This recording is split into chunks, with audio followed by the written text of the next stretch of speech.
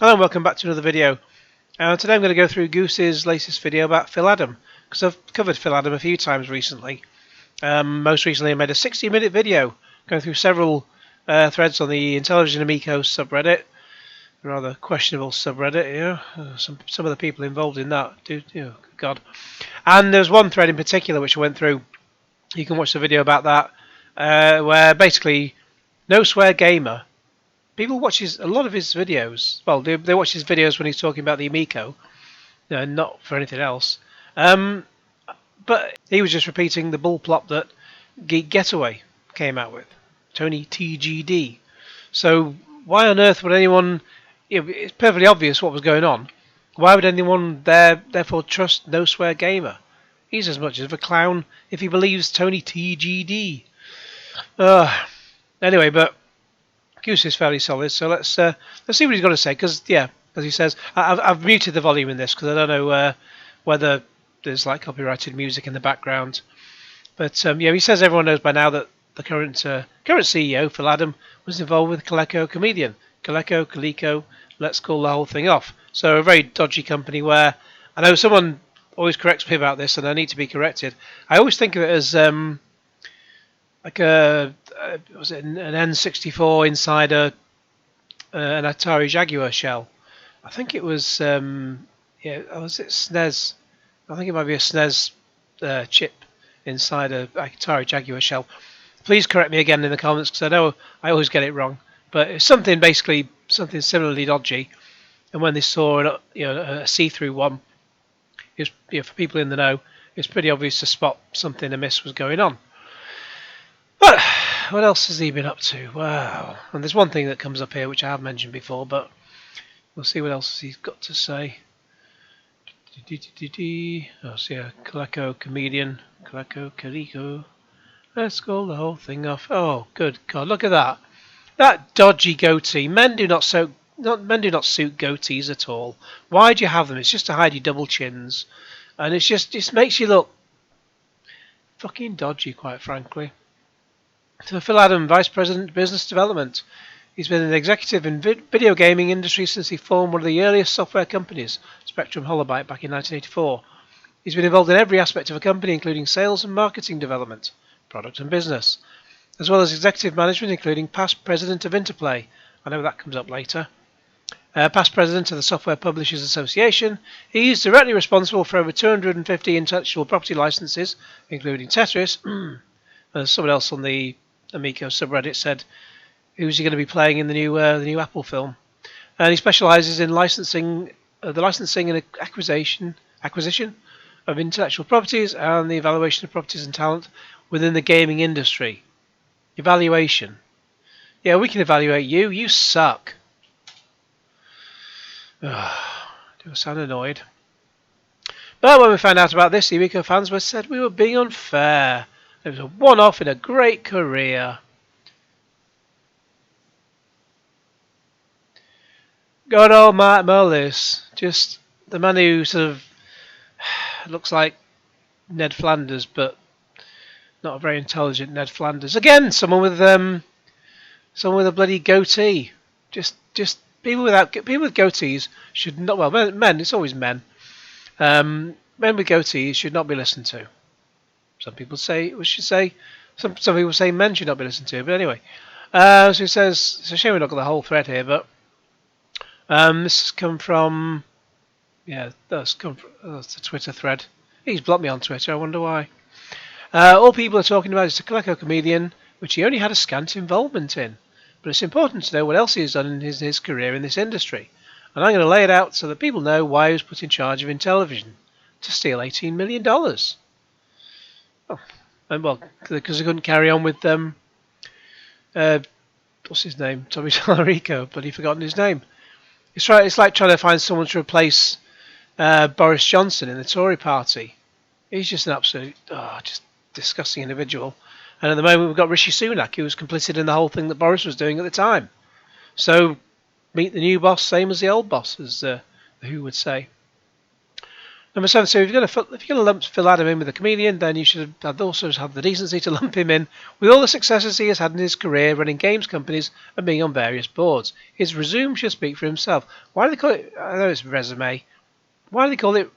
I suppose he needs a cute accent on that E. But anyway, his list of shit he's done. List of scamming shit. I hate scammers. That's why I cover these people, because I don't want any scammers to get away with anything else ever again. Bunch of bastards.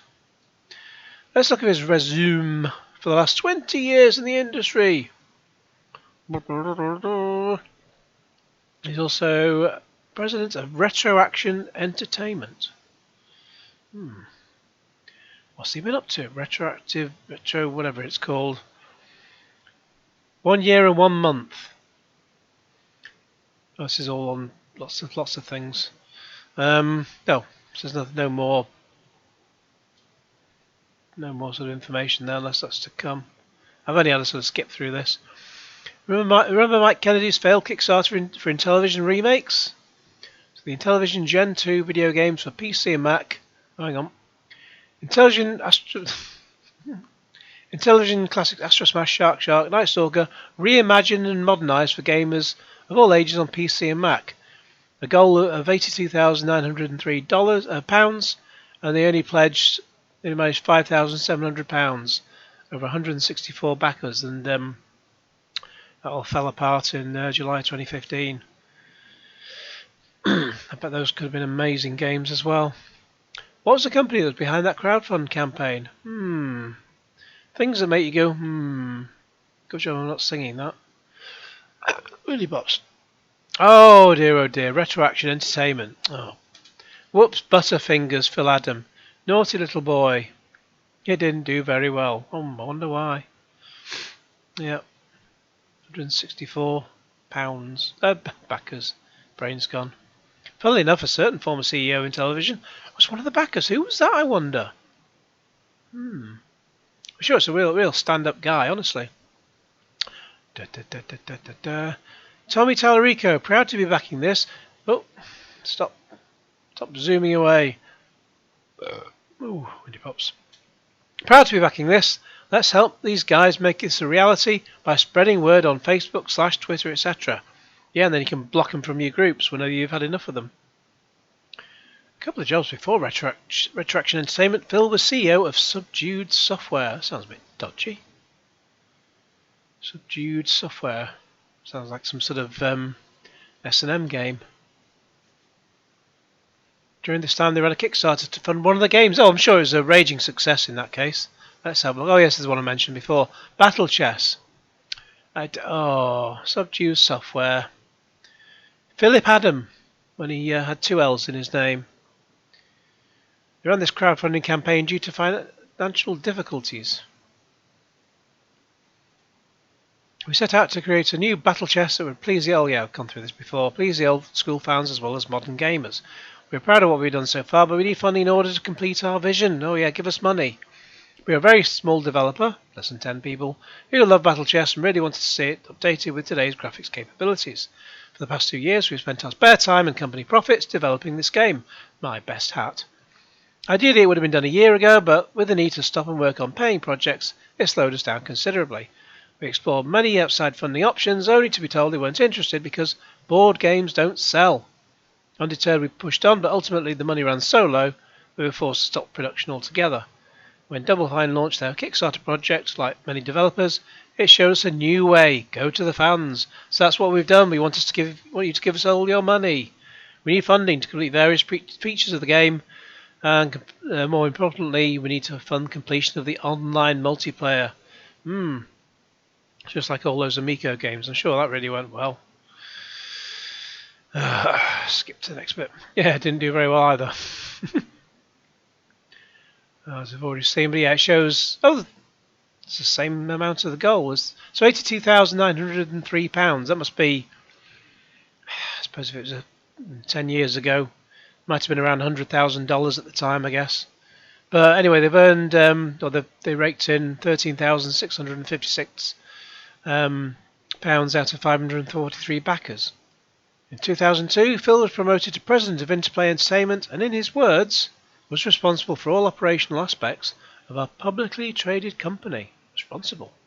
During the period of 2002-2004, while Phil was president and in charge of so much of the company, Interplay were on the receiving end of multiple lawsuits. Well, I'm sure that has nothing to do with Phil Adam, honestly.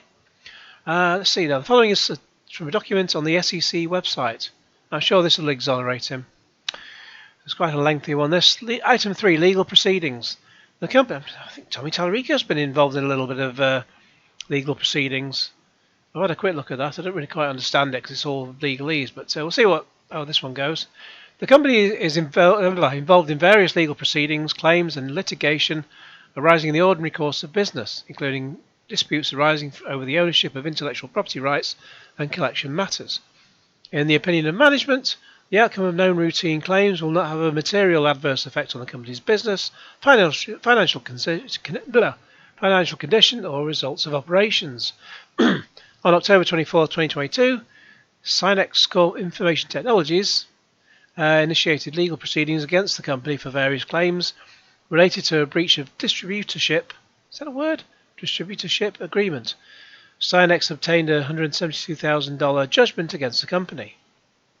On or about October 9, 2003, Warner Brothers Entertainment filed suit against us in the Superior Court for the state of California, County of Orange. Orange. I like County of Donuts. Alleging defaults on the amended and restated secured convertible promissory note held by Warner dated April 30, 2002, with an original principal sum of $2 million. At the time the suit was filed, the current remaining principal sum due under the note was $1.4 million in principal including interest.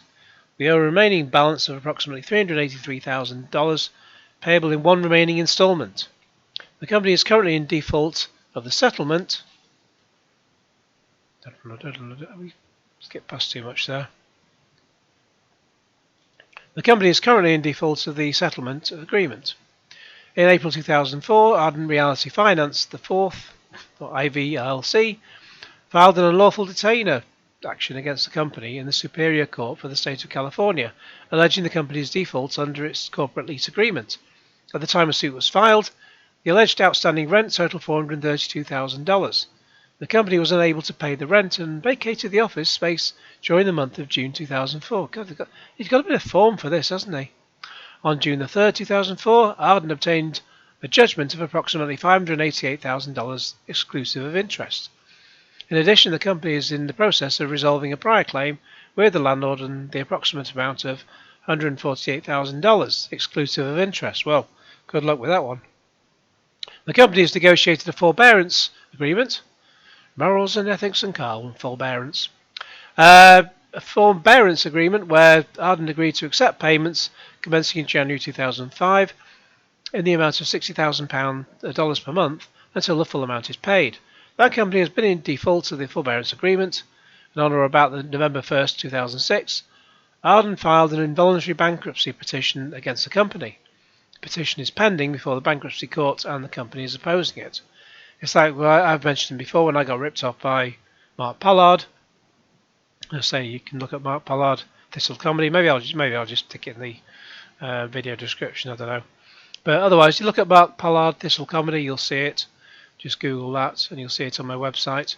Yeah, I could have, for all the money he ripped me off of, I could have taken him to court and sued him and forced him into bankruptcy. But it would have, on top of what I'd already lost, it would have cost me several £1,000s more. And he would just find some other way to rip other people off. So I didn't have several more grand to throw at it. And I wouldn't get anything out of it anyway. Just making someone bankrupt, you're going to get zip all out of it. So, I mean, with the whole Tommy Tallarico thing, there's a bit on Pat and Ian's video, latest one, where they say that all it takes is about 15 people to launch a class action lawsuit on Tommy Tallarico, and it forces him to into bankruptcy. But you could do all that, but then you're just throwing all your money away. Because if he's squirreled all his money away and there's nothing that's available to be seen, to pay any money back, then you're just throwing away more good money after bad. And you're absolutely wasting your money. It's a pain in the fucking arse, I'll grant you that, but you're going to get nothing out of it, so why do you bother? You can try and teach him a lesson, but will he care? Because he'll still have his $18 million in the bank. Anyway, Monte Cristo Multimedia, a French video game developer and publisher, filed a breach of contract complaint against the company in the Superior Court for the state of California on August 6, 2002, alleging damages in the amount of $886,000 plus interest in connection with an exclusive distribution agreement. The claim was settled for $100,000, payable in 12 installments. I wonder what happened.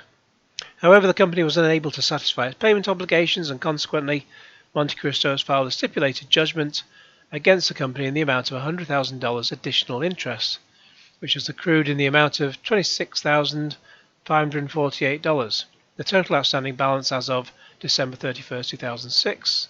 The total balance at that a little bit later on is just $126,548.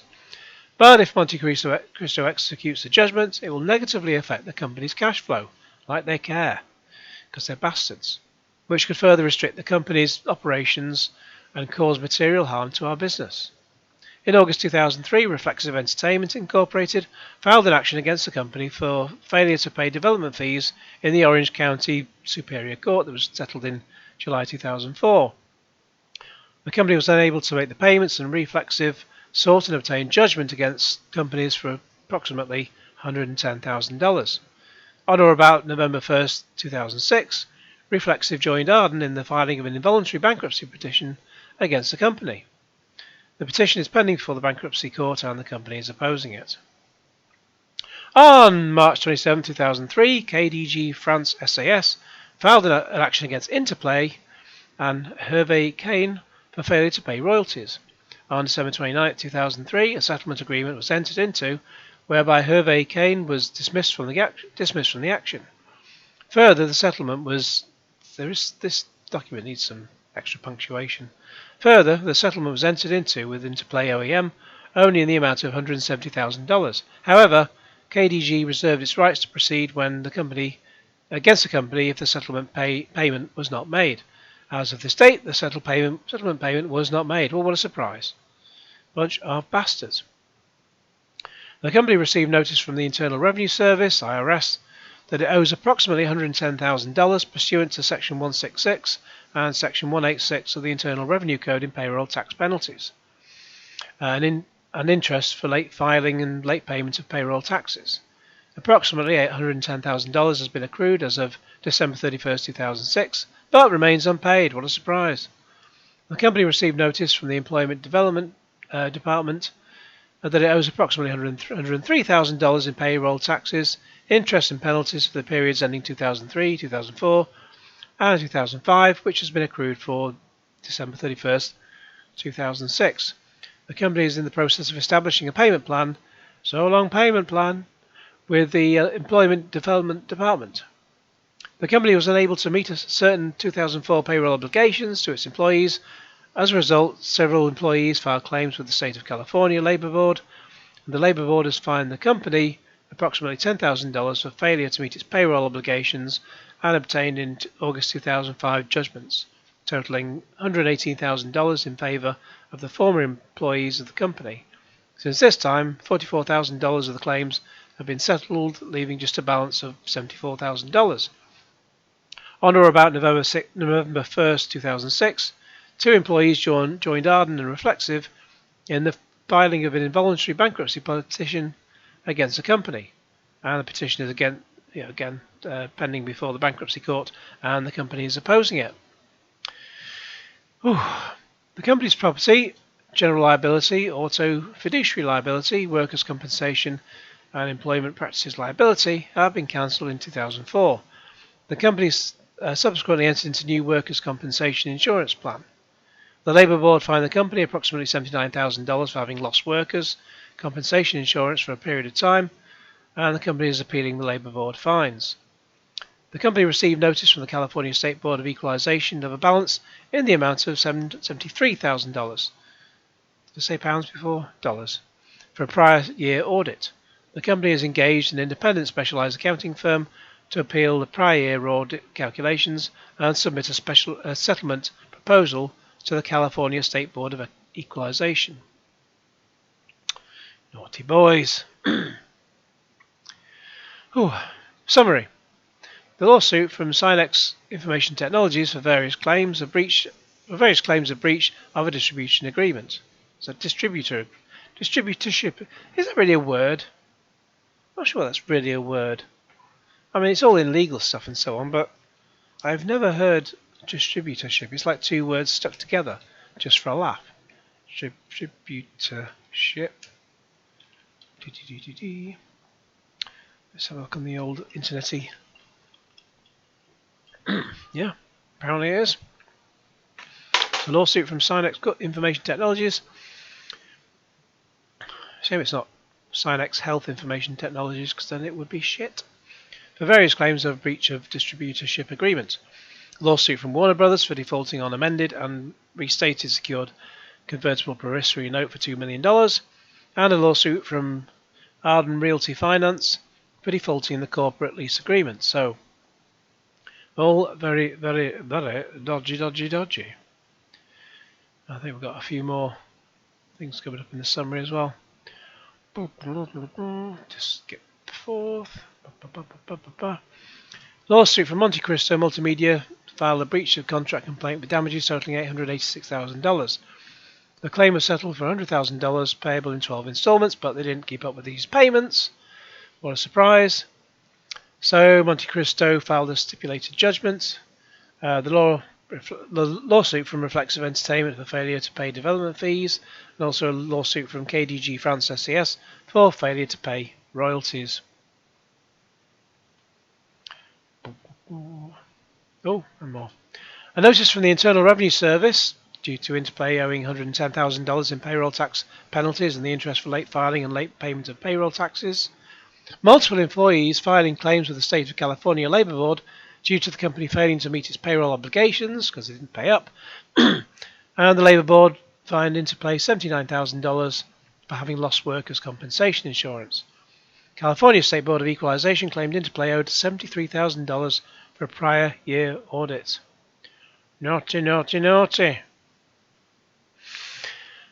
lack of paying employees even made video games news websites. I'm not surprised. There's no good that's coming out of this, is there? It just says a penalty for its infractions. There we go. Interplay was fined $1,000 for each employee on its payroll, which meant $79,000. This sum is in addition to the $179,000 the company already owes the state in back taxes, and the $432,000 in unpaid rent it owes its landlord, Arden Realty, who is reportedly on the verge of evicting the company. On the verge? What's keeping you? In addition, it's being sued for $156,000 in back Baldur's Gate royalties by BioWare. As part of its mid-April financial statements, Interplay declared it only had $1.2 million in Interplay declared it only had $1.2 million in cash on hand. Oh dear. Must be down to the last penny. Despite all these lawsuits, the lack of paying employees, having their offices closed, the fines from missed tax payments. Just going to mention Amico forever.